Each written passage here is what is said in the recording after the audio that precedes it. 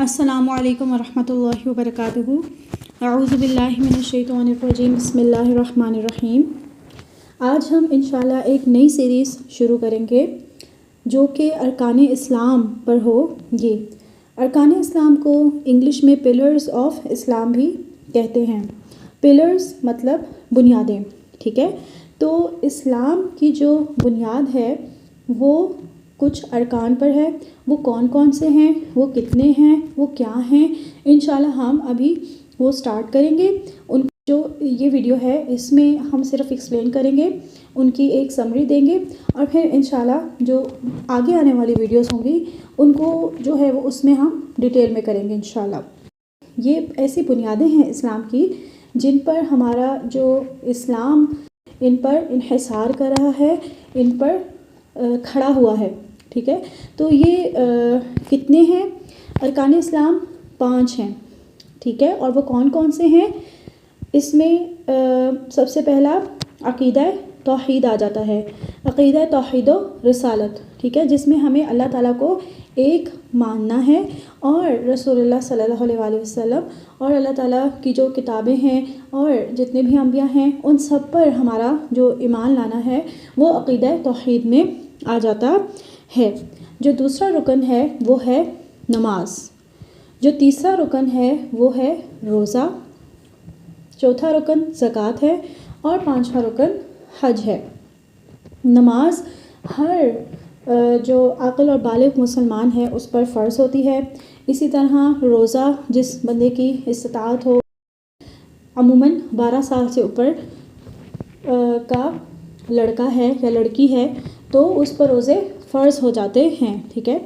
تو 3 جو ارکان ہیں وہ ہم کر چکے ہیں، عقیدہ توحید، نماز اور روزہ، ٹھیک ہے۔ چوتھا جو رکن ہے وہ زکوٰۃ کا ہے۔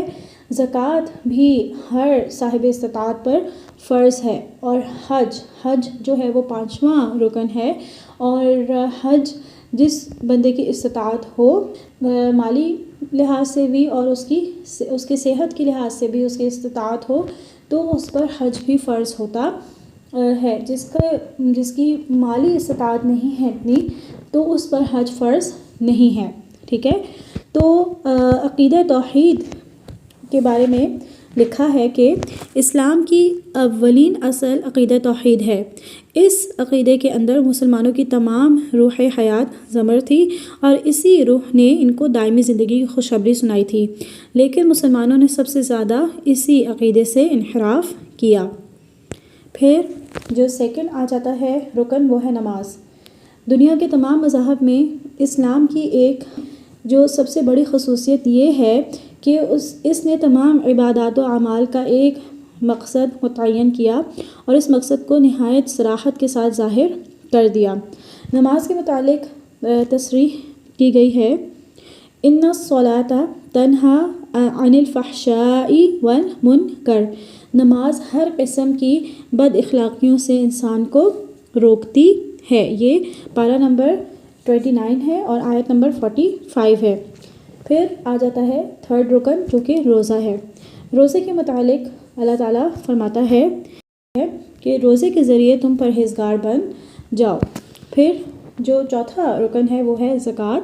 زکوٰۃ کی نسبت بیان کیا، ان کے مال و دولت میں سے ایک حصہ بطور صدقہ کے لیے لے لو، کیونکہ تم اس کے ذریعے ان کو بخل اور حرص و طمع کی بد اخلاقیوں سے پاک و صاف کر سکو گے۔